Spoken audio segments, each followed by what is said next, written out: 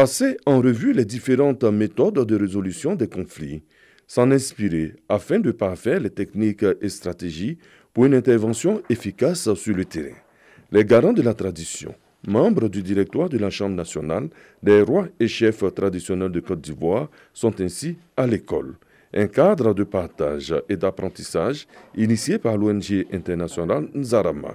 Une vision qui cadre bien avec la mission de la Chambre. La Chambre nationale des rois et chefs traditionnels qui vous reçoit en ce jour, c'est une décision historique de son Excellence Monsieur le Président de la République qui porte au niveau national l'expérience des chefs traditionnels, garants des us et coutumes dans la résolution des conflits et la préservation de la cohésion sociale au sein de leurs communautés respectives.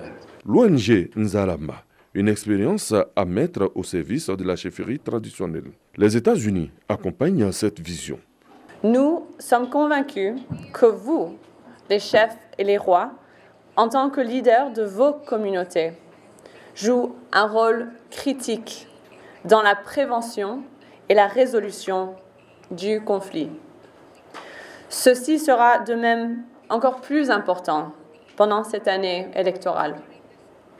2 jours, c'est le temps que va durer cette formation qui se tient au siège de la Chambre à Yamoussoukro.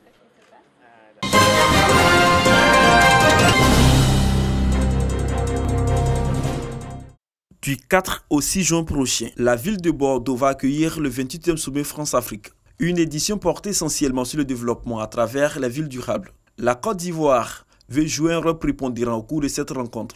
Pour marquer le pas, un sommet Afrique francophone sur les villes durables se tiendra à Abidjan les 27 et 28 février prochains. Pour la réussite de ces événements, le ministre de la Ville, porteur du projet, sollicite l'appui du secteur privé ivoirien. Des échanges à la Chambre de commerce et d'industrie de Côte d'Ivoire ont permis aux chefs d'entreprise de marquer leur adhésion à ce projet de développement durable.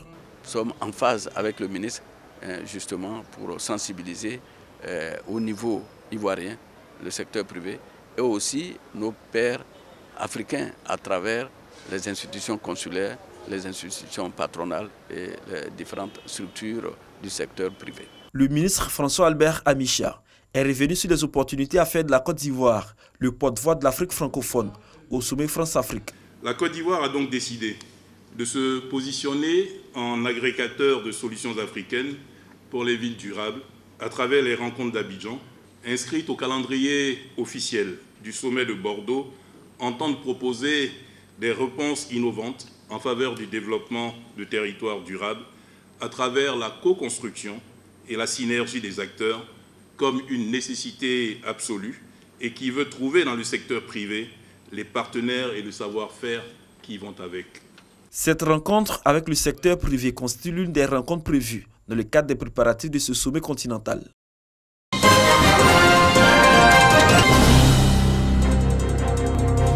Comme les années antérieures, l'édition 2020 du concours Aoulaba Côte d'Ivoire commence par une phase de présélection. La commune de Marcory, dans le district d'Abidjan, va accueillir la première étape dès le 21 mars prochain, selon le calendrier élaboré par le comité Aoulaba Côte d'Ivoire. Le concours leur permet de se mettre en valeur. À partir de ce concours, beaucoup se sont surprises être valorisés. Aujourd'hui, le regard vers elles a changé. Et donc, c'est notre fierté. Pas de changement notable à cette 14e édition du concours Aoulaba Côte d'Ivoire, autant dans la forme que dans le fond.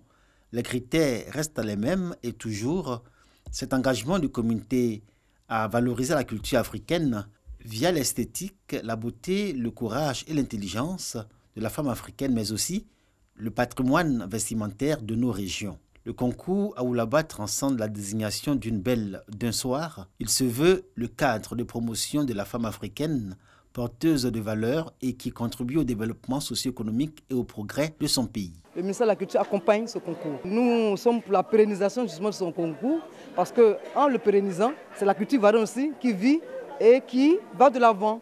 Autour du concours Aoulaba, il faut créer un concept. Il faut pouvoir lui donner un contenu qui puisse permettre à la femme ivoirienne de se reconnaître et d'être reconnue comme telle. Nous souhaiterons que cette année, tous les corps de métier puissent se présenter. Les régions du Gor, du Poro, du Logibwa, de l'Ifou, du Sud-Koumoué et le district de Yamoussoukro vont abriter les présélections de l'intérieur du pays. Aoulaba, pour rappel, est le terme pour désigner la beauté en pays baoulé. Le concours exige des candidates qu'elle ait connu au moins une maternité.